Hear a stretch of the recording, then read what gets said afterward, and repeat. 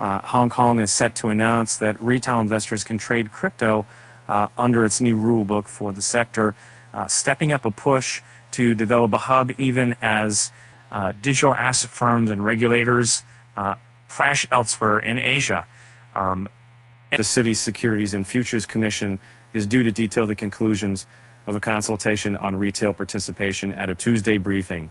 The agency is expected to stick with a plan to let individual investors trade bigger tokens like Bitcoin and Ether starting next month under appropriate safeguards.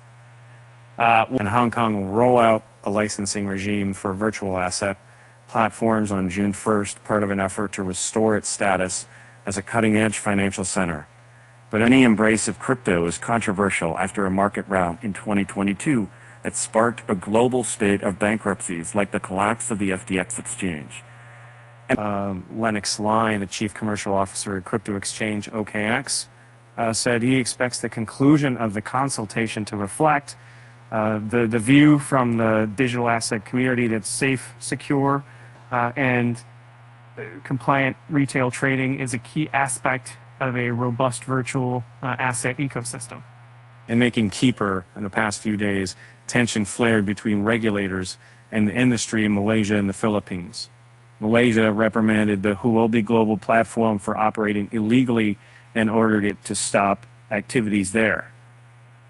Huobi spokesperson said the exchange hasn't operated in the country since 2022. Meanwhile, the Philippines alleged that a non-U.S. derivatives trading venue recently started by Gemini Trustco lacks the necessary permits for the nation. A Gemini spokesperson earlier declined to comment, and those conversations of both on Hong Kong in February outlined in its consultation paper a plan to let individual investors trade larger coins on exchanges licensed by the SFC. The regulator intends to ensure safeguards are in place, such as knowledge tests, risk profiles, and reasonable limits on exposure.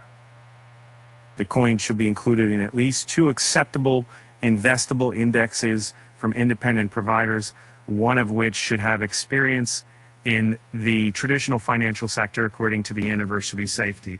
Regulators globally are grappling with how to handle the crypto industry.